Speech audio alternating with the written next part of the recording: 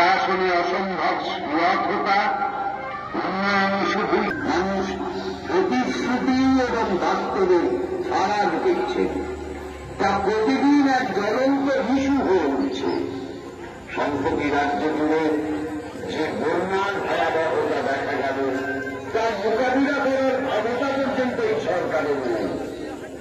সাধারণ মানুষ একটা স্টিল ছবি হলে লেগেছে।